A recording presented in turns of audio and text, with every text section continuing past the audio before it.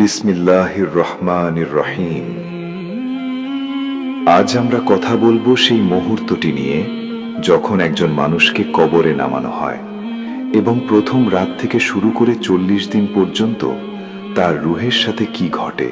এই ভিডিও কোনো গল্প নয়, কাউকে ভয় দেখানোর জন্যও নয়, এটি হিদায়াতের জন্য। আজ যদি তুমি এই কথাগুলো বুঝে নাও, তাহলে হয়তো তোমার জীবনের দিকটাই বদলে যাবে।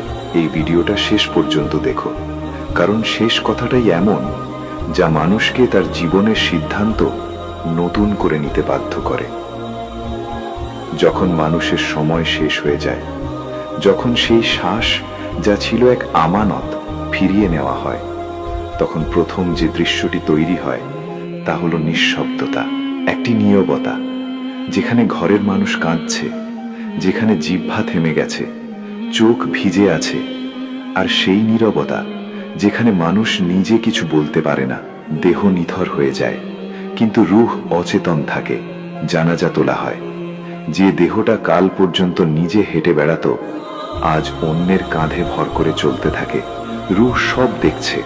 সে দেখে কে তার সাথে এলো, কে কয়েক কদম হেঁটে ফিরে গেল, আর কে শুধু দায়িত্ব সেরে আলাদা হয়ে গেল। কবরস্থানের পথ খুব লম্বা নয়, কিন্তু সেদিন প্রতিটি কদম ভীষণ ভারী লাগে।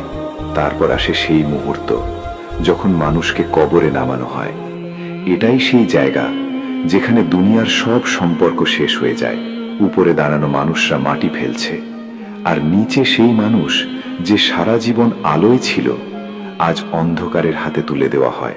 কবর বন্ধ হয়ে যায়, পায়ের শব্দ ধীরে ধীরে দূরে সরে যায়, আর শুরু হয় এমন এক নিঃসঙ্গতা যা দুনিয়াতে কখনো মেলেনি।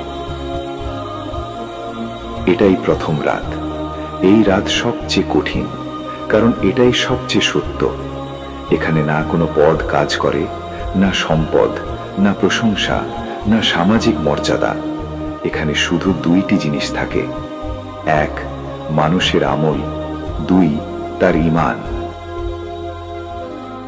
দেহ আর রুহের সম্পর্ক আর আগের মতো থাকে না। এটি এক নতুন সম্পর্ক, যেখানে রুহ বেশি সচেতন আর দেহ বেশি অসহায়। মাটির প্রথম স্পর্শই মানুষকে বুঝিয়ে দেয় যে মাটির উপর সে হেঁটেছে, আজ সেই মাটি তার উপর। অন্ধকার শুধু চোখের জন্য নয়, এই অন্ধকার হৃদয় পর্যন্ত নেমে আসে। নীরবতা শুধু শব্দহীন নয়, এই নীরবতা মানুষের ভেতরে কথা বলে। প্রথম রাতে মানুষ তার পুরো জীবন এক এক করে দেখতে পায়। কোথায় অহংকার করেছিল, কোথায় হক নষ্ট করেছিল, কোথায় আল্লাহকে পেছনে রেখেছিল আর দুনিয়াকে সামনে এনেছিল। এই মুহূর্তেই মানুষ বুঝতে পারে আসল ক্ষতিটা কোথায় হয়েছে। দুনিয়ার যেসব রাত গাফিলতিতে কাটানো হয়েছিল, আজ সেগুলোর ওজন এক রাতেই অনুভূত হয়। এই রাত আরো কঠিন, কারণ এই প্রথম মানুষ বোঝে এখন আর ফিরে যাওয়ার নেই। না তওবার সুযোগ, না নিজেকে ঠিক করার সময়, না কারো কাছে ক্ষমা চাওয়ার সুযোগ। শুধু অপেক্ষা, পরবর্তী কি হবে তার।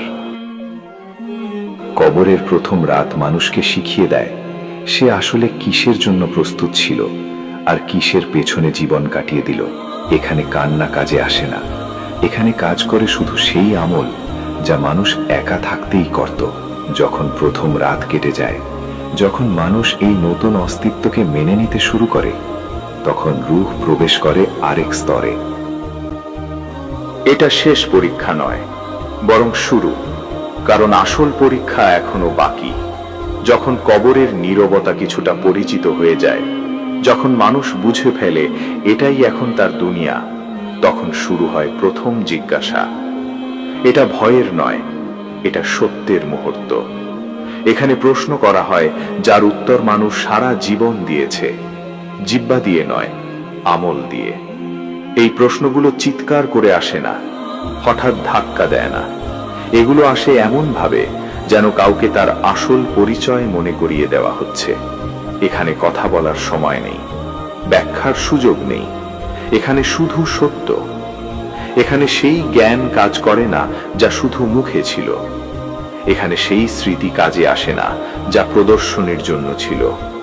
এখানে কথা বলে শুধু সেই ঈমান যা হৃদয়ে গাঁথা ছিল।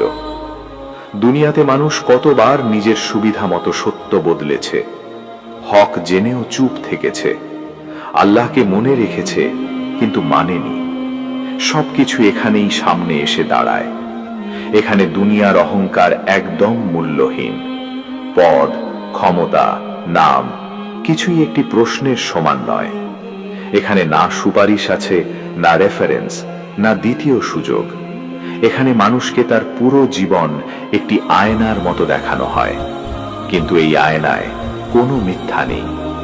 যে জ্ঞান নিয়ে সে গর্ব করত, যদি তার হৃদয়ে বদলাতে না পারে তবে সেটাই বোঝা হয়ে যায়। আর যে সামান্য আমল খাঁটি নিয়তে করা হয়েছিল সেটাই আলো হয়ে যায়। এখানেই মানুষ বোঝে সফলতা বেশি জানায় নয়, বেশি মানায় ছিল। ভালো আমল বন্ধু হয়ে পাশে থাকে, আর খারাপ আমল ছায়ার মতো পিছু নেয়। এই মুহূর্তে মানুষ চায় যদি আরেকটি সিজদা পেত, আরেকটি অশ্রু ফেলতে পারত, কিন্তু এখানে যদির কোনো মূল্য নেই। এখানে দেখা হয় মানুষ একা থাকতেই কি বেছে নিয়েছিল। এরপর রূহকে দেখানো হয় পরবর্তী যাত্রার ইশারা। এখানে সময় আর দুনিয়ার মতো নয়, দিন রাত নেই, ঘড়ি নেই। সময় অনুভূত হয় কিন্তু মাপা যায় না। প্রথম 10 দিন বোঝার দিন। এই সময়ে রূহ বুঝতে শেখে সে আর দুনিয়ার অংশ নয়, আবার পুরোপুরি আখিরাতেও নয়। এই সময় সবচেয়ে তীব্র অনুভূতি হয় সম্পর্ক ছিন্ন হওয়ার।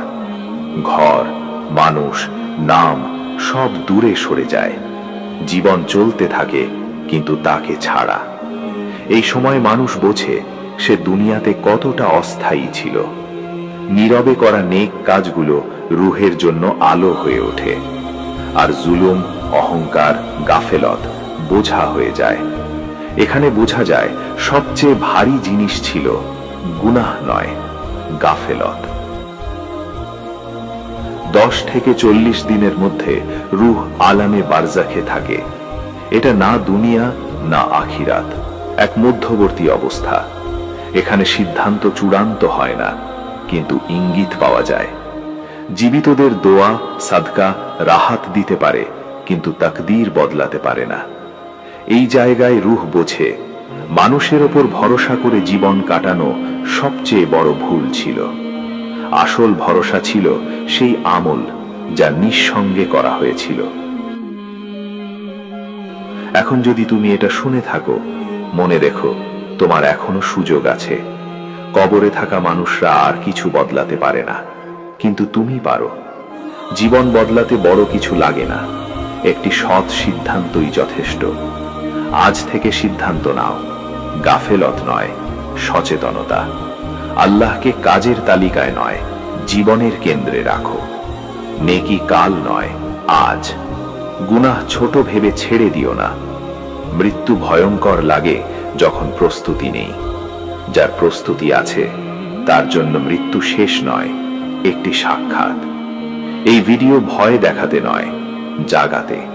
কারণ যে জেগে যায় সে বেঁচে যায়। এখন প্রশ্ন হওয়া উচিত নয় কবরে কি হয়, প্রশ্ন হওয়া উচিত আমি আজ কি করছি। কবর আগামীর সত্য, আর আমল আজকের দায়িত্ব। আল্লাহ হাফেজ।